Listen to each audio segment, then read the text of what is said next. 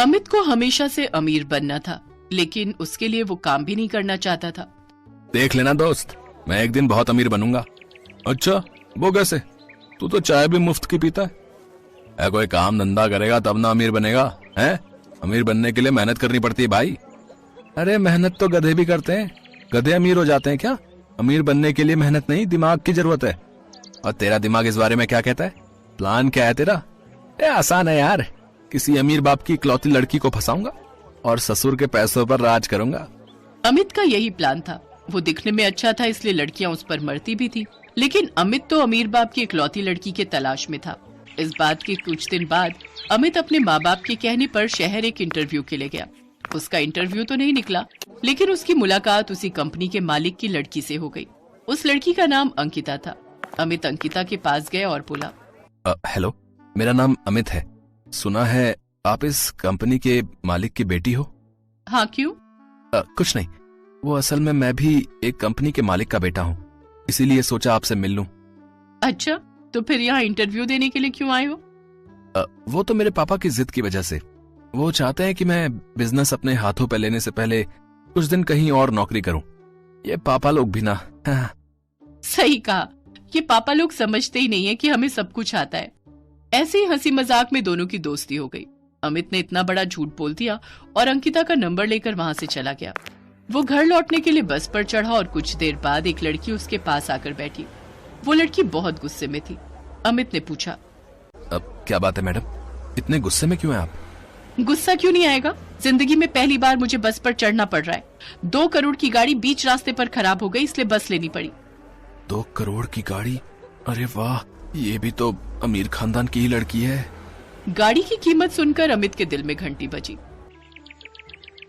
क्या हुआ इंटरव्यू का? नहीं हुआ बाबूजी। मुझे पता था नहीं होगा, नालायक है तू।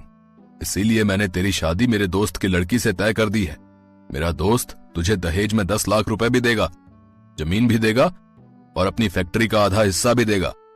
ये सुनते ही अमित के लालची मन में एक बार और लड्डू फूटा। वो भगवान का शुक्रिया अदा करने लगा। हे भगवान, इतने दिनों बाद आपने मेरे लिए कुछ किया।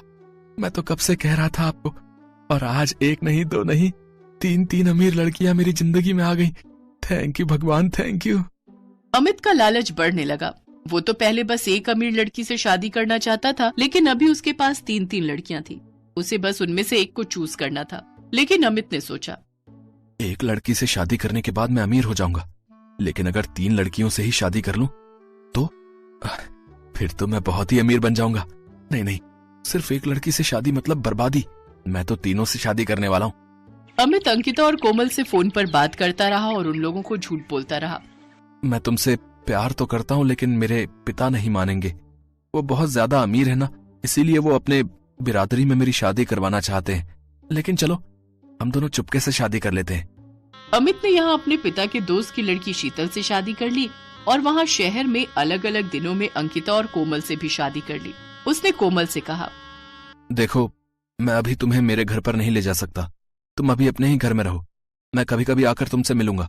मैं अपना खुद का बिजनेस चालू करना चाहता हूँ। बस बिजनेस चल जाए, उसके बाद मैं उस घर से तुम्हारे पास हमेशा हमेशा के लिए आ जाऊंगा और फिर हम दोनों एक साथ रहेंगे। उसने अंकिता से भी यही कहा और बेचारी भोली लड़कियां मान भी गईं। अमित ने खुद का बिजनेस शुरू करने के नाम पर उन दोनों लड़कियों से 10 लाख रुपए ले लिए और पैसे लेकर घर चलाया। उसकी तीसरी बीवी शीतल ने पूछा, तुम्हारे पास इतना पैसा आया कहाँ से? अरे मैंने शहर में नया धंधा शुरू किया है, ये उसी बिजनेस का पैसा है, इसे हाथ मत लगाना। बेचारी शीतल भी भोली थी, वो भी मान गई। ऐसे ही कुछ दिन बहुत अच्छे से चलता रहा। अमित कुछ दिनों के लिए शहर चला जाता और कुछ दिन अंकिता के साथ और कुछ दिन कोमल के साथ बिता कर आता। आते वक्त उन दोनों से पैसे भी मांग लेता और घर लौटकर शीतल के साथ अपना समय बिताता और उसके पिता यानी कि अपने ससुर से फैक्ट्री के प्रॉफिट का हिस्सा भी लेता। इसी तरह कुछ ही दिनों में अमित के पास हद से ज्यादा पैसा आ गया और पैसा आते ही अमित महंगी महंगी चीजें खरीदने लगा। मेरा सपना पूरा हो रहा है।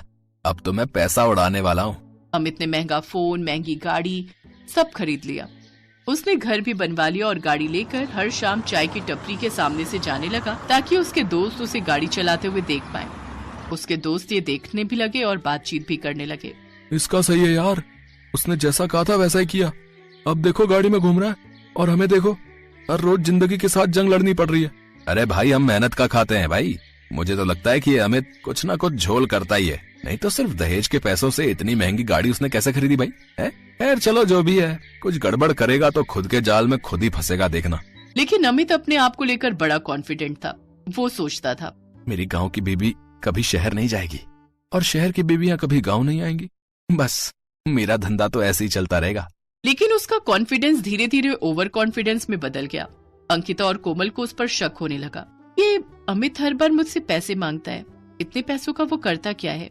उधर कोमल सोचने लगी, अमित मुझे अपने घर क्यों नहीं ले जाता है, बस बहाना बनाता रहता है।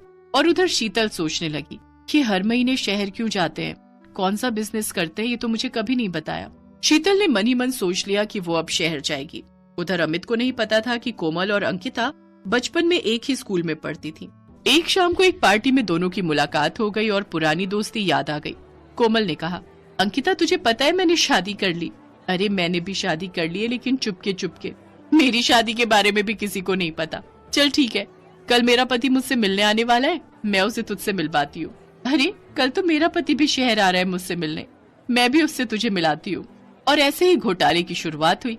अगले दिन शहर आने के लिए अमित सुबह सुबह घर से निकल गया और उसके पीछे पीछे चोरी छिपे शीतल भी निकल गई। शीतल अमित का पीछा करते हुए शहर तक पहुंच गई और अमित शहर पहुंचते ही अंकिता से मिला। अंकिता ने अमित को उसकी सहेली के बारे में कहा। अमित राजी हो गया। उसे नहीं पता था कि अंकिता की वो सहेली और कोई नहीं स्वयं कोमल है। अंकिता अमित को कोमल के सामने ले आई। ये देख कोमल, ये मेरे पति हैं। अरे ये तो मेरा भी पति है।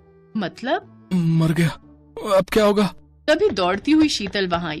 ये तो मेरे पति हैं। अरे तुम यहाँ कहाँ से आ गई? मतलब सब कुछ मुझे अब समझ में आ रहा है। तो ये बात है, तूने पैसों के लालच में हम तीनों से शादी की। अच्छा तो ये बात है, मैं तुझे छोड़ूंगी नहीं, मैं भी नहीं। ये लो। शीतल ने अमित को थप्पड़ मारा और उसके बाद तीनों ने मिलकर अमित की अच्छे से धुलाई की और फिर तीनों ने पुलिस बुलाई। पुलिस ने अमित को धोखा करने के जुल्म में गिरफ्तार कर लिया और ज्यादा लालच के चक्कर में अमित को अपनी बाकी की जिंदगी जेल में गुजारनी पड़ी। ऐसे ही एक लालची इंसान की जिंदगी खत्म हो गई।